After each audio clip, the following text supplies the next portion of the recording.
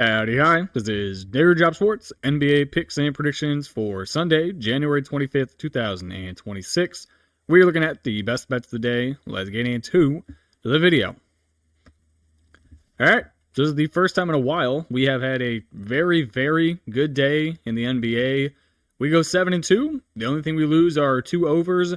I thought one of them was for sure going to hit, and then they stopped scoring, and the other one was like meh the entire game, but overall, great day. Let's get into the recap. Then we'll get on to the 4 games, 2 player props we got for tomorrow. So, first game happened at noon. We had the Wizards plus 10.5. We also took the over 231.5. This bet looked absolutely dead. At one point in this game, the Hornets had an 18-point lead. And that was like pretty early on. So we were like, oh, I think we're screwed. But then the Wizards, they come back. They win the fourth quarter 34-26. They only lose this game by 4 points, 119-115. Who did this all for the Wizards? Let's find out here. You had Carrington with 15. Johnson played, scored 26. You had George with 11. You had Will Riley. Who? The Illinois kid? Yeah, the Illinois kid. He scored 7 points. Shout out to Will. And then you had Sarr with 24. So the Hornets get the win, but the Wizards get the cover. Next one, we had the Knicks minus 1.5. This one got greasy at the end for absolutely no reason. Final score was New York 112, 76ers 109. New York, at one point in this game, had a 17-point lead. And then they messed around and they almost found out. They win by 3. They lands 221. So we do miss the over. Then we had Cleveland. Took a minus 1.5. That cashed. Took the under 227.5. That cashed. And then we can go ahead and throw in Donovan Mitchell in here as well. Cleveland wins this game 119-105. This makes no sense to me as to why it flipped all the way through 0. This one closed as the Magic laying 1.5 points. Newsflash, the Magic should never be laying 1.5 points unless Franz Wagner is on the team, because then you are putting all scoring responsibility on Paolo Banchero. I like Paolo Banchero. I think he is good at basketball. It is undeniable that man cannot shoot a basketball. If he gets farther away from 5 feet than the basket, he can't make it. Not a mid-range, not a three-pointer. It is simply not going in the hoop. You really don't even have to guard him. The guy who did it for Cleveland, it was Donovan Mitchell. 15 of 30 from the field, 36 points, 5 rebounds, 9 assists. The next closest guy scoring was Tyson, then Mobley.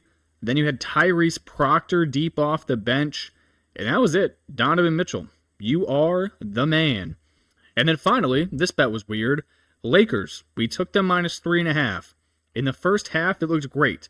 They were up 65-52 at halftime. Then they lost the third quarter by 21 points. And then they won the fourth quarter by 14. They won this game 116-110. Weird game of basketball, but we get it across. Then our losers, 2 overs. We had the over 229.5 in the 76ers game. I thought this was a for sure win, as they had 68 points scored in the first quarter. But then in the third quarter, the 76ers only scored 13 points. So, yeah, not going to hit an over with that one happening. Then we had the over 233.5 in the Mavericks game. This one lands at 226. Once again, the Lakers just took off a quarter. They scored 37, 28, 14 points in the third quarter, and then 37 in the fourth. So I am not happy. I'm not sure what happened in that third quarter, but 2 games. Both of our overs got killed in the third. All right, that's the recap. Let's get on to the picks for tomorrow. All right, first game we got, it is Warriors on the road at Minnesota. This game was supposed to take place today, but it did not, based on circumstances that I will not talk about here, because no. I'm going to lay it with the Timberwolves. I will also take the under 234.5. Warriors starting 5, Curry, Podsey, Moody, Santos, and Green. T-Wolves starting 5, DiVincenzo, Ant, McDaniels, Randall, and Rudy. Injury report, the Warriors, Kuminga, Butler, out. Then you got Shake and Bake Melton, Horford, Curry, and Curry. So both of them, they're questionable. Timberwolves, you have Terrence Shannon as a game-time decision, and that's it. Warriors, I don't want to say their season's done, but their season's just about done. Jimmy Butler, he's done for the year, tore his Achilles. Jonathan Kuminga, the team doesn't want him there. He doesn't want him there. Unfortunately, nobody will make a trade offer for him, even though I would not mind Jonathan Kuminga on the Cavs. If you gave me a 1-for-1 Kuminga DeAndre Hunter trade, I would not turn that down at all. Or if they went low enough and they wanted Lonzo Ball for Kuminga, I'd do that in a heartbeat. In a literal heartbeat. I'm going to fade this team, though. They've lost back-to-back games against the Raptors and the Mavericks. They've spent the night overnight in Minnesota. That cannot currently be fun. I'd imagine they're just stuck in the hotel. That sounds like ass. I will fade them. Timberwolves 27-18 on the year. They're on a 4-game losing streak against the Rockets, the Spurs, the Jazz, and the Bulls. If there were ever a time to win a game by 25, it should probably be right now. I will take Minnesota. Next game, I'm going to take the Spurs laying 12.5 against the Pelicans. I will also take the over. Pelicans starting 5, Jones, Murphy, Bay, Zion, and Queen. Spurgeon starting 5, Castle, Fox, Champagnie, Barnes, and Wemby. Injury report, the Pelicans, Alvarado questionable, Murray is out. The Spurs have Cornette, and then Jones Garcia. I have no clue who the hell that is. I had to look it up. Hold on, let me look it up again because I forget. If I remember, he's like 24, and he played college ball. Where did you play college ball, sir? It was a very weird school. Was it like Seton Hall? It was Memphis. 24, from the Dominican. 6'4", 210 pounds. And I don't remember this dude at all in college, which is weird. Because he would have been on that team that went to the tournament with Penny if he was at Memphis his entire career. I don't know. But, yeah, he's questionable. Not that that matters. Pelicans, they are coming off of a very rare road win at the Grizzlies, so I think you have to fade them now. They're 4-17 on the year so far on the road. They have, however, played the Spurs twice, where they've covered this number both times. They lost by 5 and they lost by 4. They are due to get destroyed. Spurs 6-4 in their last 10. They just beat the Jazz by 17 on the road. They've had 3 days off since their previous game.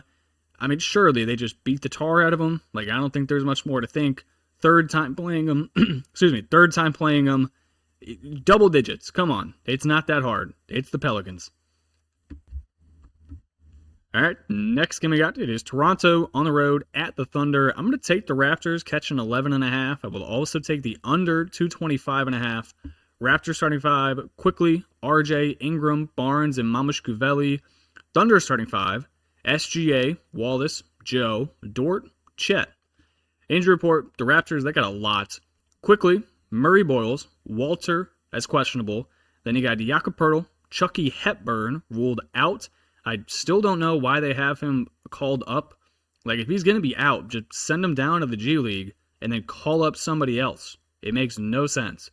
Then the Thunder, you have Mitchell, Caruso, Hartenstein, Williams, Topic, Sorber, all out. Then you got Wiggins as questionable. The Raptors are actually playing good basketball currently. They've won 3 in a row, all of them on the road. It was at the Warriors, at the Kings, and at the Blazers.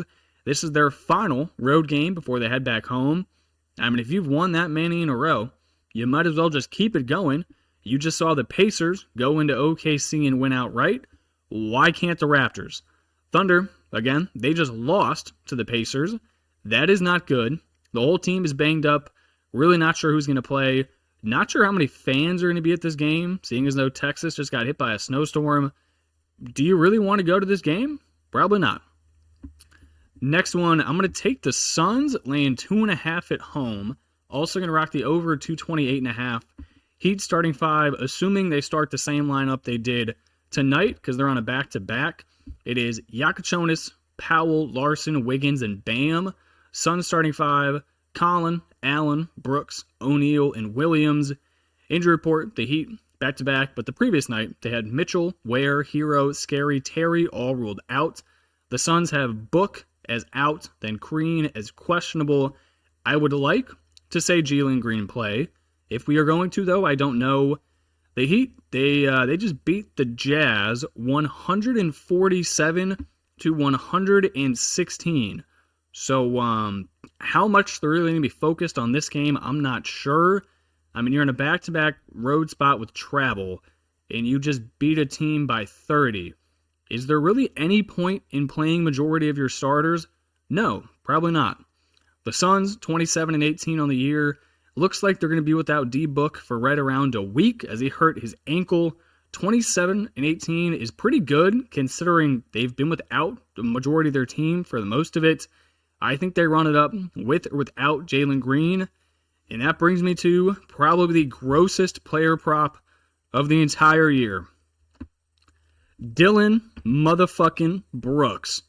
I do not like taking players who oftentimes get thrown out of games for dumb stuff, which Dylan Brooks does quite often. But with no Booker and with Green questionable, if he does not play, who is shooting the ball for the Suns?